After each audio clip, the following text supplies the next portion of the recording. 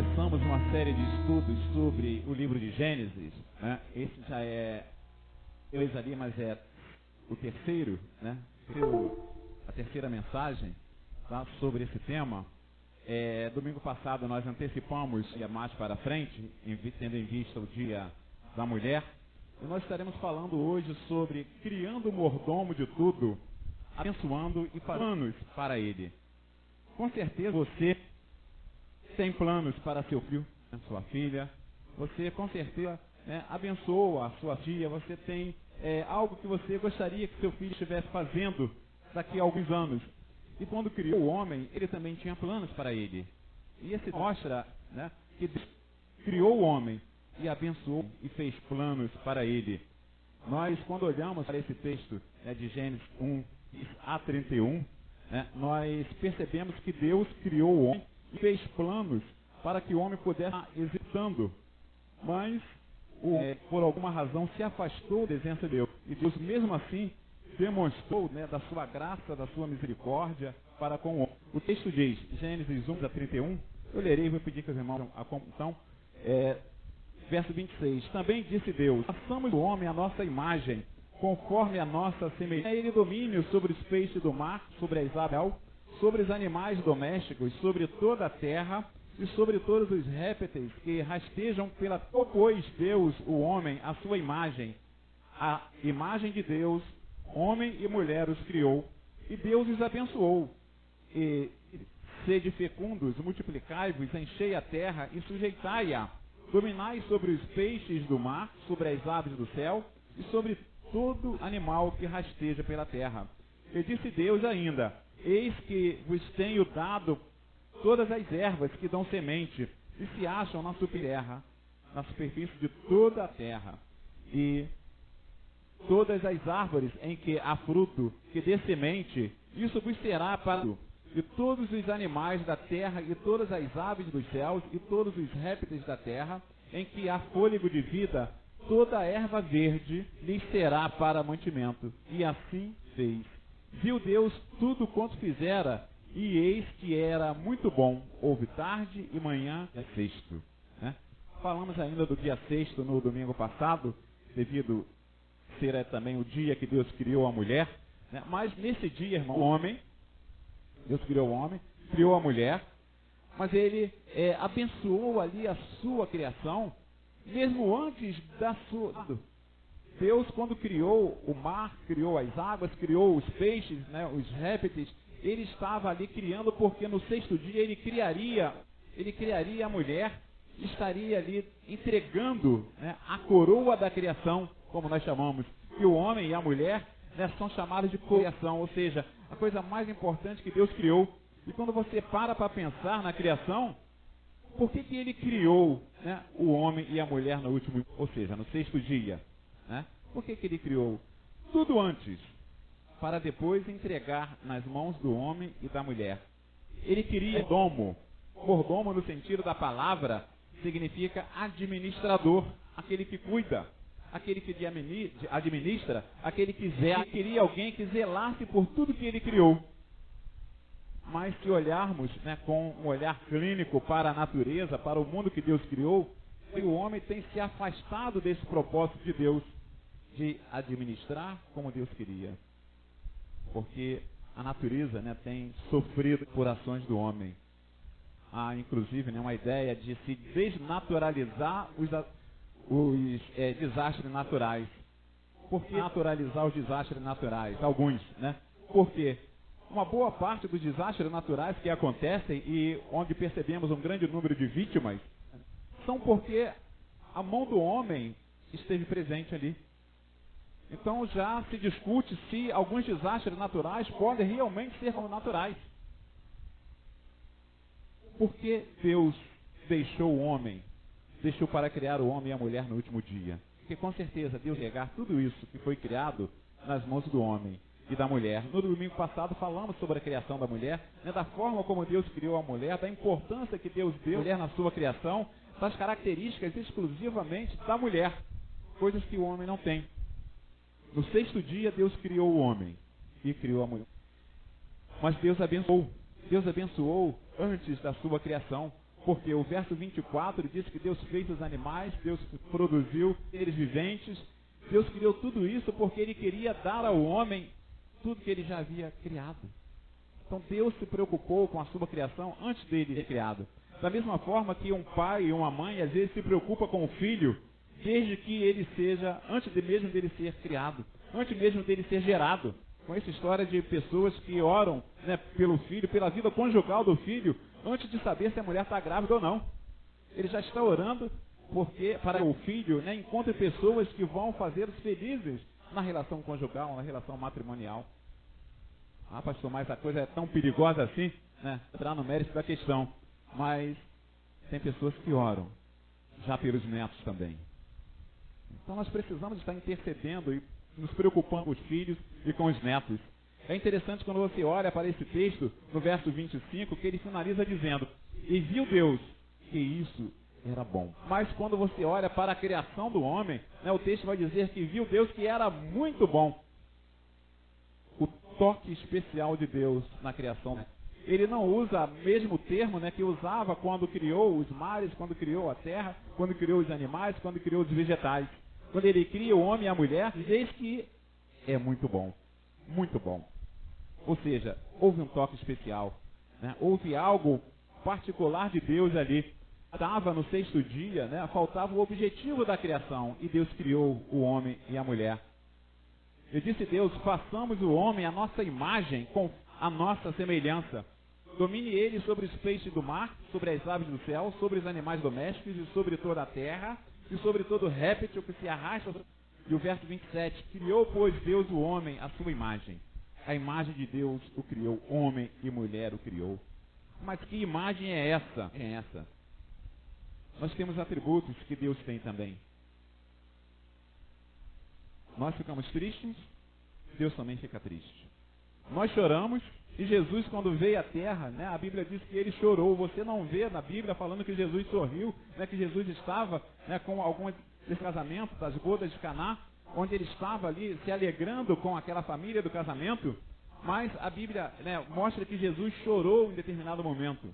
Mas não diz que ele vivia sorrindo, né? Dizia que ele ficava sorrindo o tempo todo, apesar de ter razão para isso, né?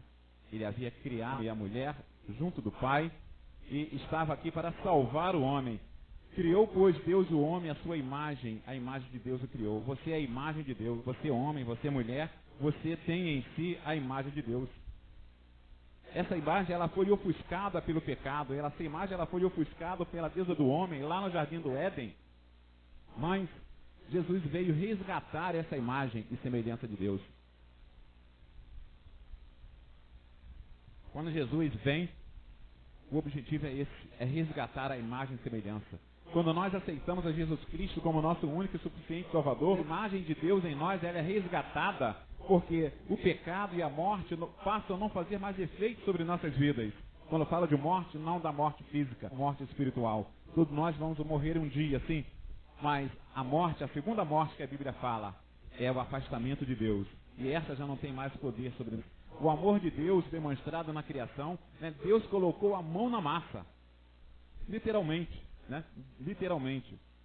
O oleiro, quando faz um vaso, né? Ele literalmente coloca a mão na massa para moldar o vaso de acordo com a vontade dele. E Deus criou o homem de acordo com a sua vontade. Deus colocou a mão na massa para criar o homem e depois para criar a mulher também. Né? Quando ele tira do corpo de Adão uma coisa, faz ali a mulher, como falamos domingo passado, né? Usou a matéria-prima que ele já havia criado, né? Deus fez a mulher de uma forma especial. Porque Deus criou a adoração, irmãos, ela já estava nos planos de Deus. Você está aqui hoje reunido, mas essa adoração em si, ela já estava nos planos de Deus. E quando Deus cria o homem para administrar o jardim do Éden, ele já estava ali pensando, com certeza, porque ele é onisciente, onipotente, onipresente, que um dia o homem se reuniria em algum lugar para adorá-lo de forma coletiva. Existe de adoração. Você está aqui individualmente, adorando a Deus. A sua adoração com Ele é particular, é muito particular. A sua vida é pessoal.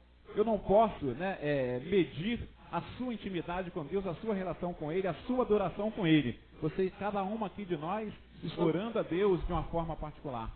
Mas também temos aqui a adoração coletiva. Como igreja, nós estamos aqui adorando a Deus. E para que este local existisse, né, ele sabia que alguém teria de cuidar. E ele primeiro coloca o homem para administrar o jardim do Éden, para cuidar do jardim do Éden. Deus iria criar um lugar especial, onde seus filhos pudessem se reunir para adorá-lo. Aí Deus, Jesus Cristo, criou a igreja. Deus não criou religião. Deus criou uma igreja, onde todos nós estamos adorando a Deus. E quando você ouve falar, né, ou lê na Bíblia sobre, no Novo Testamento, não era igreja física. Quando você lê a igreja de Romanos, a igreja de Éfesos, né, a igreja de tal lugar, eram todas as pessoas uniam naquele lugar para adorar a Deus. Não está se referindo ali a um templo como este, e sim a igreja se referindo ali à pessoa de cada local. Nos planos de Deus existia um lugar para adoração e seria necessário alguém para administrá-lo. A igreja estava no plano de Deus para adorá-lo, para que as pessoas pudessem ser para adorá-lo. Porque Deus criou a mulher em último lugar, né? Deus tinha algo especial para a sua última criação. A mulher foi o último a ser criado. Primeiro Deus criou o homem, mas Deus criou a mulher depois. Mas com certeza, como falamos domingo passado, Deus tinha algo especial. A mulher por último, né? Alguns vão dizer que foi para ela não dar palpite na criação. Mas com certeza, quando Deus cria a mulher, em último lugar, Ele tinha algo para ela. Ele deu a ela características que só ela, como mulher, como mãe, pode ter. O homem não tem isso. O homem não tem. Deu a ela coisas que ao homem não caberia. Porque, como falamos domingo passado, ao homem, ele precisaria de uma pessoa idônea, que completasse o homem. E Deus criou a mulher para isso. E deu a ela algo especial. Por exemplo, a ela foi dado o dom de reproduzir a vida. O dom de reproduzir a vida. A mulher seria a principal responsável pela reprodução do que Deus criou. Por isso hoje nós estamos vendo aí de Segunda Guerra Fria, na reprodução humana. Países que estão aí brigando por uma reprodução humana, tá? Alterando geneticamente, né? Até mesmo plantas e animais também, tá? Mas a reprodução humana está numa briga aí entre alguns países para que quem vai um ser humano diferente daquele que nós conhecemos hoje. Teria um papel também importante na formação da família. O homem também tem um papel importante na formação da família, mas a mulher, ela é diferenciada. Ela é a mãe. Nós estamos aqui passando toda a responsabilidade para a mulher. Ela tem responsabilidade sim, mas a mãe, ela trata de uma maneira especial. Seria também a principal responsável pela educação dos filhos. Ao homem cabe, sim, né? Mas a mãe, ela teria ali uma responsabilidade pela educação dos filhos. Em entendimento moderno, seria ela que governaria. Uma frase que diz: a mão que embala o berço é a que governa o mundo. Se o homem se afastasse de Deus, era através dela que Jesus mundo. Quando Deus cria a mulher, né, Ele já estava pensando na salvação, porque Jesus Cristo precisaria vir ao mundo e precisaria de uma mulher. O filho de precisando da criatura. Já pararam para pensar nisso? Quão profundo é, né, para a mulher, o filho de Deus, ou seja, precisaria da criatura, da mulher, para que ele pudesse enviar o seu filho para resgatar o homem de volta para ele. É a importância da mulher na criação. O homem estava sozinho, sim, entendo isso. O homem estava sentindo falta de alguém para estar com ele, porque o homem olhava à sua volta e via todos os animais acompanhados. E ele sentia falta. Mas, quando Deus cria a mulher, não foi apenas para essa solidão do homem. Deus criou a mulher para que dela também pudesse vir o Salvador. Quando Jesus nasce, ele nasce de uma mulher. O plano de Deus estava ali. Acho que podemos entender que o principal plano de Deus, né, ao enviar Jesus, estava ali a mulher dele. Por que Jesus não, de repente, surgiu em algum lugar, né, e se identificou ali como filho de Deus, que o judeu estivesse esperando? Por que ele teve que vir de uma mulher? Teve que nascer. Para entendermos isso, nós precisamos entender uma coisa chamada, uma doutrina pré-existência de Cristo. Cristo existia antes dele nascer, mas ele se encarnou, né? O apóstolo João, ele vai dizer que o verbo se fez carne e falou. Ele fez morada entre nós. Ele era espírito apenas e se fez carne. Não estou dizendo reencarnação não, irmãos. Estou dizendo encarnação. Não. Ele se tornou carne. A Bíblia diz que ao homem cabe nascer e morrer uma vez só, vindo depois disso o juízo. Tá? Então, se encarnou para estar entre nós. Deus tinha um plano especial na vida da mulher. Mas Ele entrega tudo isso, né, ao homem e à mulher. Então Deus os abençoou e disse: frutificai e multiplicai-vos, enchei a terra e sujeitai, a dominai sobre os peixes do mar, sobre as aves do céu e sobre todos as que se arrastam sobre a terra. Disse-lhe mais, observem o verso 29. Disse-lhe mais: eis que vos tenho dado todas as ervas que produzem, aos quais se acham sobre a face da terra, bem como todas as árvores que há fruto e de semente, ser-vos-ão para mantimento. A princípio, Deus criou o homem para ser, né, vegetariano. Não estou aqui defendendo a bandeira dos vegetarianos, né? Mas Deus criou o homem para que ele não comesse carne mesmo. Tá? A Bíblia nos mostra isso em Gênesis. O homem só vai comer carne depois do dilúvio. Só vai comer carne depois do dilúvio. Por que isso? Não vamos entrar no mérito da questão. Mas Deus tinha a sua razão para isso. Mas depois do dilúvio, né, é que Deus permite ao homem mudar a sua alimentação. O verso 30. E a todos os animais da terra, e a todas as aves do céu, e a todos os seres viventes que se arrastam, tendo dado todas as ervas verdes como mantimento. E assim foi. Né? Ao homem e aos animais, ele deu a criação, né, do vegetal para. Mas depois do dilúvio, a gente vai ver que o homem passa a comer carne. E viu Deus tudo quanto fizera. E eis que era muito, e foi à tarde e à manhã o dia sexto. Aí encerrou-se o dia sexto. A alimentação que Deus queria para o homem era essa. Né? Às vezes, alguns veganos, né, às vezes eu digo: olha, vamos fazer então uma alcatra vegana aí, porque não dá para ser só vegetariano não. Mas, com todo respeito aos veganos e aos vegetarianos, né, às vezes é necessário uma alcatrazinha, né, irmão Vitor? Quando o Deus Criador para admirar a sua criação. Irmãos, o sétimo dia é uma questão onde, né, nós paramos para analisar e percebemos alguns conflitos de outras religiões. Mas não estou aqui querendo mostrar erro, mas sim mostrar o que nós entendemos do sétimo dia. Quando Deus criou, o Deus Criador parou de admirar a sua criação. A Bíblia diz que no sétimo dia, Deus descansou. Descansou. Será que Deus estava cansado? Que Deus estava cansado? Ora, assim foram acabados os céus e a terra e todo o seu exército. Ora, havendo Deus completado no dia 7 a obra que tinha feito, descansou nesse dia de toda a obra que fizera. E abençoou Deus o sétimo dia e o santificou, porque nele descansou a sua obra que criara e fizera. Eis a origem dos céus e da terra, quando foram criados no dia em que o Senhor Deus fez a terra e os céus. O sétimo dia, né, é o dia do descanso, biblicamente falando. Mas a palavra, né, sábado significa isso, o dia de descanso, o seu descanso. E nós vamos ver que algumas religiões, né, levam isso ao pé da letra. Tá? Algumas religiões levam isso ao pé da letra. Eu trabalhei com uma pessoa e ele disse para mim, ao sair da empresa, ele, né, veio se despedir e falou: Edmar, você pode ligar para mim qualquer hora que você quiser, até de madrugada. Menos de 6 horas da tarde até sábado 6 horas. Porque eu não atendo telefone nesse horário. A religião dele orienta, né, que é o dia do descanso. Que é o descanso. Né? E a gente respeita isso. A gente respeita. Por que nós batistas separamos o domingo? Nós estamos aqui hoje adorando ao nosso Deus. E outros grupos se reúnem aos sábados.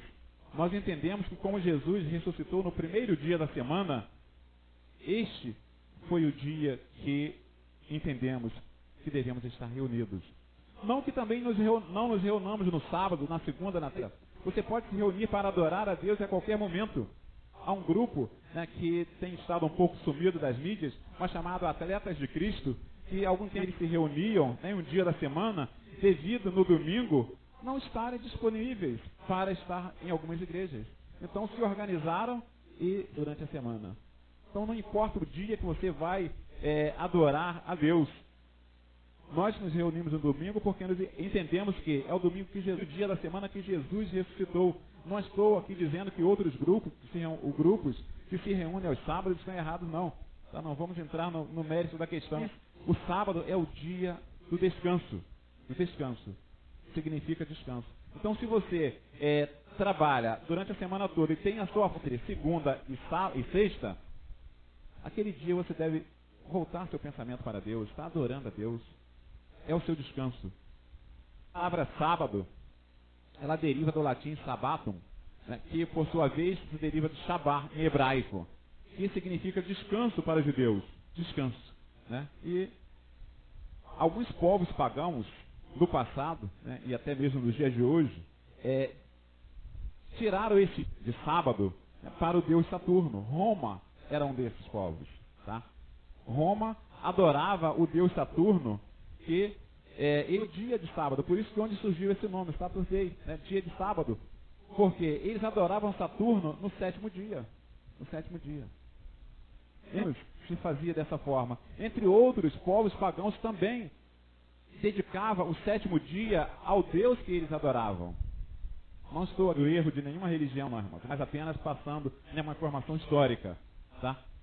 Então, se entre os romanos eles adoravam um deus pagão, que era deus da agricultura, eles tiravam o dia de sábado para dedicar a esse deus a sua boa colheita, os seus frutos que haviam colhido durante a semana. No sétimo dia eles levavam turno e dedicavam ali a ele. Não é preciso que a gente faça um estudo mais profundo disso, né? Vamos deixar para um outro momento. O livre e a liberdade com responsabilidade. Deus criou o homem, criou a mulher, mas deu a eles responsabilidade.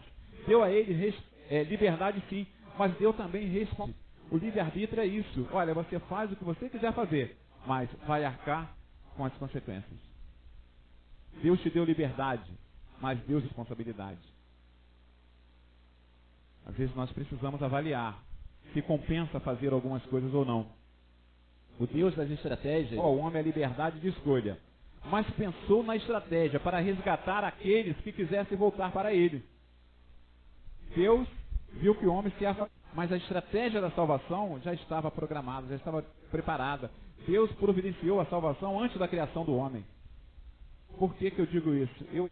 Algumas pessoas dizem o seguinte: Deus sabia que o homem ia pecar. Deus sabia que o homem ia pecar. Talvez o que eu vou falar, talvez você discorde, mas eu não sou o dono da razão.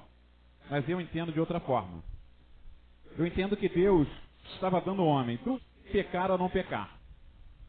Mas ele já do início, ele providenciou a salvação pensando da seguinte forma: não estou aqui querendo como Deus, mas eu entendo que Deus providenciou. Se o homem pecar, eu vou agir assim. Se o homem não pecar, eu vou agir assim. Se o homem, maravilha. Jesus não vai precisar ir lá e sofrer, Jesus não vai precisar. Mas se o homem pecar, eu vou precisar de alguém que pague o preço. Alguém que seja colado sem pecado. Alguém que não tenha nada disso. Aí Jesus assumiu ali com Deus o compromisso de, se o homem pecar, buscar e eles resgatar. Pastor, mas Deus não sabia que o homem ia pecar? Deus é onisciente. Deus sabe de todas as coisas. Deus sabe o dia que eu nasci, que eu vou morrer. Deus sabe quantos cabelos tem na minha cabeça, na sua cabeça. Deus é onisciente. Mas Ele deu ao homem a oportunidade de escolha. Ele não predestinou um grupo para o inferno e outro grupo para o céu. Ele deu liberdade de escolha. A única coisa que eu entendo que Deus predestinou foi a salvação, destinada desde antes da criação do mundo. Aí Ele disponibilizou a salvação. É como se alguém, depositasse um valor em uma conta disponibilizada para você. Olha, aquilo está lá, à sua disposição. Você só vai usar se você precisar. Está disponibilizado. O homem, ela está disponibilizada. Quando nós olhamos, Gênesis 3,15 fala sobre isso. O resgate do homem que já estava nos planos de sua criação. Gênesis 3,15 vai falar que Deus mandaria alguém nascido de uma mulher. Por isso a importância da mulher no ato da criação. Alguém de uma mulher esmagaria a cabeça da serpente e venceria a serpente, representando ali o diabo. Alguém que nasceria da mulher e venceria, falando em Jesus. Jesus aí no Velho Testamento, Gênesis 3,15. Quando pensamos em salvação, O que de mais importante a Bíblia nos mostra que precisamos entender? As pessoas dizem, eu tenho dificuldade em entender isso. É um livro, é muita letra para o meu gosto. Mas a principal mensagem que nós precisamos entender da Bíblia é que Jesus salva. Jesus é o único caminho, é o único Salvador. Você pode não entender nada disso, mas entenda João 3,16, porque Deus amou o mundo de tal maneira que deu seu Filho unigênito para que todo aquele que nele crê não pereça, mas tenha vida eterna. Observe que ele não diz todos, mas por salvação utilizada, para que todo aquele que aceitar seja salvo. A diferença entre entender e viver. Às vezes nós entendemos o texto, mas não vivemos. Isso faz uma grande diferença na nossa vida, na vida daqueles que olham a nós. Entender o texto e o viver, o entender a Bíblia e o viver a Bíblia. Porque estuda a Bíblia para encontrar erro. Tem gente que estuda a Bíblia para provar que Deus não existe. E a história mostra isso. Tem a história de um cientista que estudou a Bíblia antes para mostrar que ela estava errada. O objetivo daquele cientista era mostrar que a Bíblia estava errada. Ele parou anos da sua vida para estudar a Bíblia. E chegou à conclusão que a Bíblia estava certa. Aí ele escreveu um livro, e a Bíblia tinha razão. Isso converteu. Às vezes, quando a gente vai da Bíblia, né, mas com o coração aberto ao entendimento, acontece isso conosco. A gente se rende aos pés da palavra, a gente se rende aos pés da cruz. A diferença entre entender e viver, e passamos a vivê-la. Se você quiser esse livro, o nome dele justamente é isso. Né? E a Bíblia tinha razão. Concluindo, o plano do Criador para a sua criatura. Deus tinha um plano para cada criatura. Deus tinha um plano para o homem. Quando Deus cria o homem e coloca ali como um mordomo, Ele tinha um plano para cada um deles. Mas Ele tinha um plano para eles estarem juntos também. Deus criou a família para um plano para o homem e a mulher como família, para educar seres humanos, para cuidar do jardim. Deus tem um plano para a sua vida. Com certeza para a sua vida. Cabe a você entender isso. Cabe a você buscar. Cabe a você encontrar esse plano de Deus para a sua vida. O maior plano do Criador para a sua criatura, né, é que ele esteja junto do Criador na eternidade. Na eternidade. João 1, 11 e 12 diz: Ele veio para o que era seu, e os seus não o receberam, mas a todos quanto o receberam, deu-lhes o poder de serem feitos filhos de Deus, aos que creem no seu nome. Aí não falo eu, tá? Não brigue comigo, se você não concordar. Mas briga lá. Ou quando você chegar lá na presença de Deus, pergunta para ele: Deus, cadê João? E todos quanto o receberam. Para você se tornar filho de Deus, ele nos diz que você tem que receber a Jesus como Salvador. Enquanto isso, somos todos criaturas. Eu trabalhava com um rapaz que ele sempre brincando, num tom de brincadeira, ele me chamava de irmão, né? Ele, para implicar um pouco na brincadeira, ele me chamava de irmão. Ele disse: não, eu dizia para ele: olha, com todo respeito, o dia que você se tornar filho de Deus, a gente vai ser irmão. Mas nós somos amigos, somos companheiros, trabalhamos juntos, gosto muito de você. Mas filho de Deus é diferente. Ser filho de Deus é diferente. Mudar o status de criatura para filho de Deus é diferente. E é isso que Deus quer de nós, que você tenha status de criatura de Deus para filho de Deus. Sou filho de Deus. Deus quer que você mude esse status. Criatura de Deus. De homem natural para homem espiritual.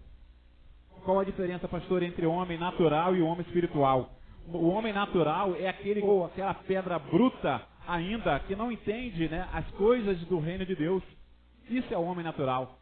Mas o homem espiritual é aquele que está buscando a Deus, encontrar-se com Deus, entender a palavra de Deus, busca o caminho que pode levá-lo até Cristo. Busca o caminho que pode levá-lo a Deus. Isso, talvez você já tenha escutado isso, levam a Deus. Você concorda com isso? Eu concordo. Todos os caminhos, todas as religiões levam a Deus. Mas a Bíblia terá um juízo, chamado juízo final. E ali é o pedágio, né? Como você tem que parar, você não pode passar. Vamos pensar aqui no pedágio, você não vai pagar pedágio nenhum ali. Mas você tem que parar ali, você não pode passar direto. No juízo final, todos que seguem alguma religião estarão chegando diante de Deus e estarão fazendo ali uma parada. Mas o que tem além dali é que importa. Ali talvez você vai ser perguntado, né, se você é filho de Deus, como você viveu? Será que Deus precisaria perguntar para nós como nós vivemos aqui em algum dia? Será que Deus precisaria perguntar para nós, né, como foi a nossa vida, se Ele sabe coisas? Veio para o que era seu, e os seus não o receberam. Mas a todos quantos o receberam, deu-lhes o poder de serem feitos filhos de Deus. Outro dia alguém me perguntou, pastor, e o judeu que não aceitou Jesus Cristo ainda como Salvador, como é que fica na volta de Cristo? Parou para pensar nisso? Que o povo judeu foi um povo escolhido por Deus, e eu creio que ainda é, que Deus trata o povo judeu com uma certa particularidade, tá? Concepção de pessoas não, irmãos. Mas o povo judeu, Deus trata com um certo carinho ainda. Mesmo aqueles que ainda não aceitaram como Salvador. Mesmo aqueles que tomaram a decisão aceitando Jesus como Salvador. Eu creio que Deus trata o povo judeu de uma maneira especial. Mas, se eles não tomarem uma decisão de Cristo, aceitando como único e suficiente Salvador, o final vai ser triste. O final vai ser triste. O final vai ser outro. Porque o texto diz, veio para o que era seus, mas os seus não os receberam. Aí ele abriu, né? Agora, olha, já que eles não me receberam, não os receberam. Deu-lhes o poder de serem filhos de Deus. Não que você não poderia ser filho de Deus se todo judeu do mundo tivesse, não. Ah, pastor, mas e se todo judeu tivesse aceitado Jesus? Nós hoje poderíamos sermos chamados de filho de Deus? Poderia sim. Por quê? Eu particularmente entendo que Deus tinha um propósito. Primeiro judeu. O judeu receberia de Deus a incumbência de trazer, levar ao mundo o Evangelho e levar ao mundo a palavra de Deus. Mas eles não entenderam isso de uma forma completa. Aí Deus deixou o povo judeu e a igreja do Senhor Jesus assumiu essa responsabilidade de levar a Deus a palavra de Deus. Deus tem um carinho especial por esse povo, com certeza. Mas eles precisarão também, aqueles que ainda não tomaram a decisão ao lado de Cristo, aceitando como Salvador. O amor do Criador nos deu a oportunidade de sermos chamados filhos de Deus, através de... Olha 1 João o que diz. Vede que grande amor nos tem concedido o Pai, a ponto de sermos chamados filhos de Deus, e de fato filhos de Deus. Por essa razão o mundo não nos conhece, porquanto não conheceu a Ele mesmo. Deus tinha um propósito na vida da sua criação. Ele criou o homem, deu ao homem tudo para que ele pudesse administrar, mas com o afastamento do homem de Deus, ele já tinha o plano de resgatar, não todos, não que ele não pudesse, mas ele sabia e sabe que nem todos vão ser resgatados. Deus sabe que nem todos vão, mas nós temos que pregar que só Jesus Cristo salva. Deus não se agrada com a morte do ímpio, diz a Bíblia. Se agrada com a morte daqueles que ainda não tomaram a decisão ao lado de Cristo. Deus não se agrada com isso. Deus se entristece.